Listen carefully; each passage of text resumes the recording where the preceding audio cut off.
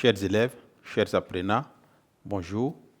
Et comme je vous le disais à la fin de la leçon, voici pour cette séance un exercice d'application sur le chapitre 3, Histoire troisième.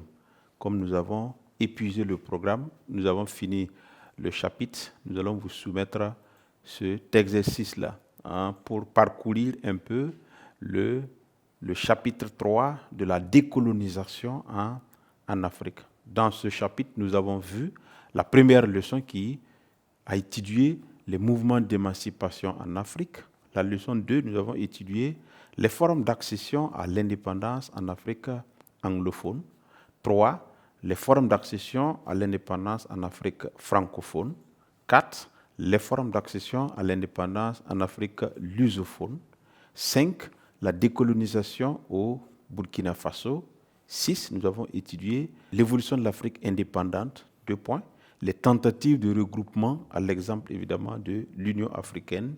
Et dernièrement, la leçon 7, c'était l'évolution de l'Afrique indépendante, 2 points, les problèmes sociopolitiques. Donc voici un peu ce que nous avons étudié et ces questions-là ont été conçues sur la base évidemment de ces différentes leçons déjà étudiées dans ce chapitre. Donc je lis l'exercice et ensemble nous allons apporter des éléments de réponse à ces questions. Donc première question, qu'est-ce que la décolonisation? Deuxième question, citer 2 facteurs internes et 2 facteurs externes de la naissance des mouvements d'émancipation en Afrique. Troisième question, qu'est-ce qu'une colonie d'exploitation? 4. Quelles sont les principales étapes dans l'évolution politique des colonies d'exploitation d'Afrique noire francophone? 5. Citer 4 colonies lusophones d'Afrique. 6. Que vous rappellent les dates suivantes dans l'histoire de la Haute-Volta? 2 points. 1er mars 1919, 5 septembre 1932, 4 septembre 1947, 11 décembre 1958, 5 août 1960. 7. Citer 2 partis politiques voltaïques de lutte pour l'émancipation. 8. Donner 2 principes et 2 objectifs de l'Union africaine. 9. Citer un acquis et un échec de l'Union africaine. 10. Donner une cause politique des conflits en Afrique et proposez-en 2 solutions possibles. Donc voilà une série de 10 questions qui attendent d'être traitées. Voilà donc, et je vous invite à suivre les éléments de réponse avec moi.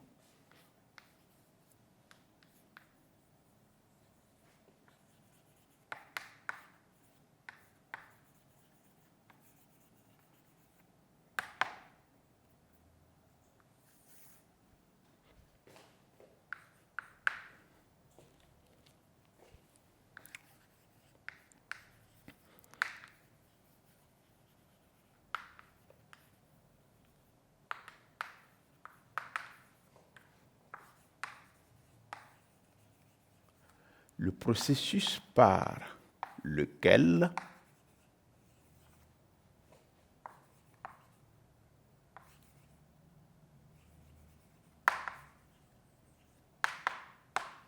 un territoire colonisé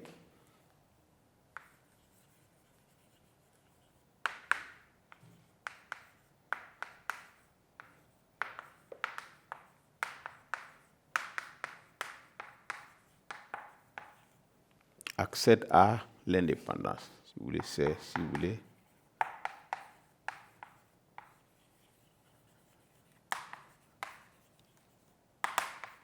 C'est la fin de la colonisation. Deuxième question, citer 2 facteurs internes et 2 facteurs externes de la naissance des mouvements d'émancipation en Afrique.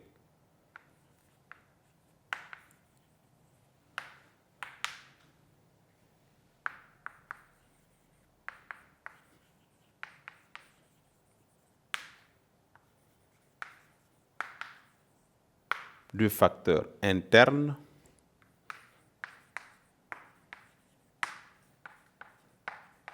de la naissance des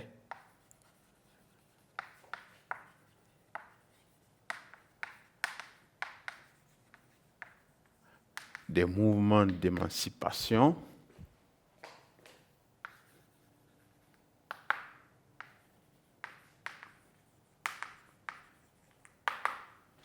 deux points, c'est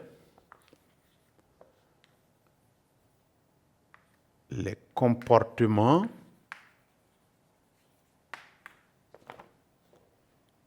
des colons. Nous avons aussi le rôle joué par les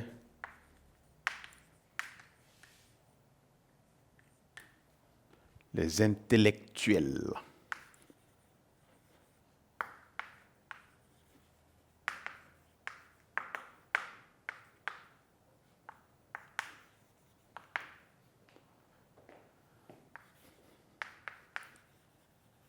Deux facteurs externes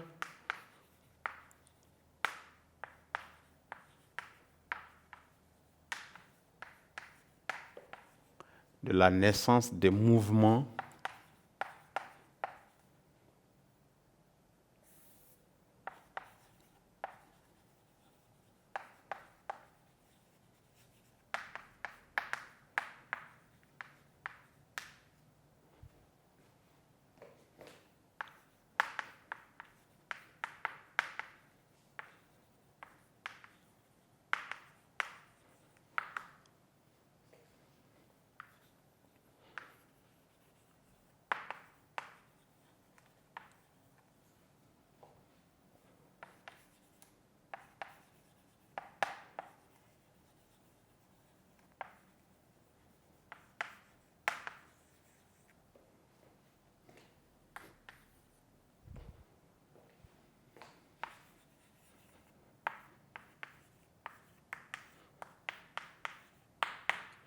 Donc, deux facteurs externes de la naissance des mouvements d'émancipation en Afrique, deux points, les conséquences des deux guerres mondiales, virgule, le rôle de l'ONU.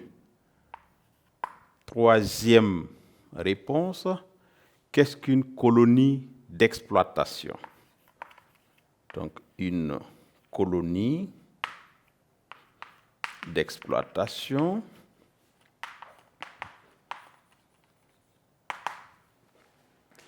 est un territoire conquis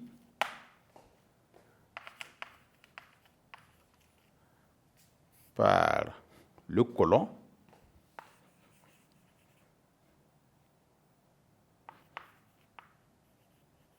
dans le but d'exploiter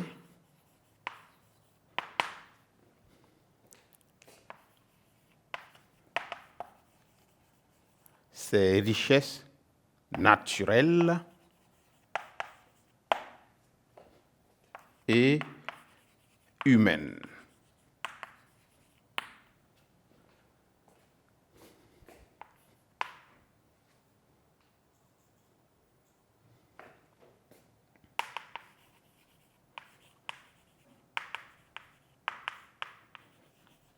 Les principales étapes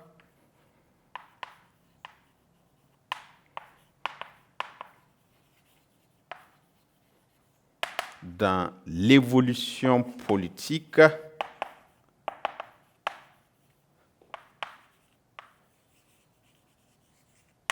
des colonies d'exploitation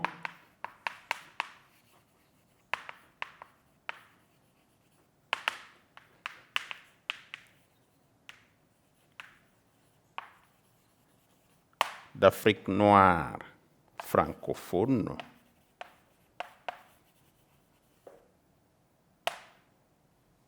sont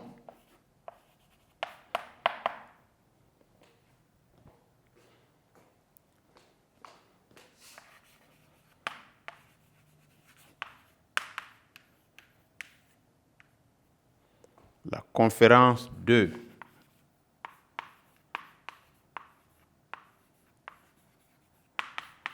Brazzaville.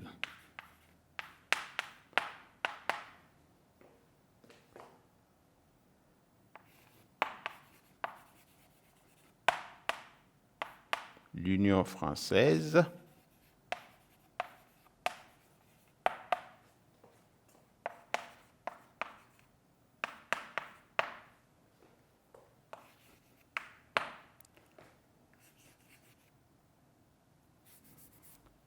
De 1946, la loi cadre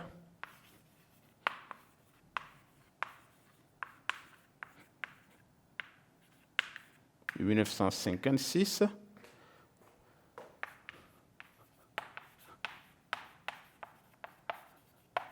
le référendum de 1958,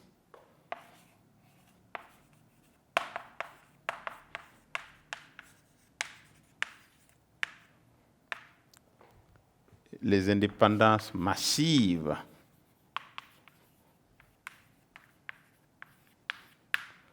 (1960).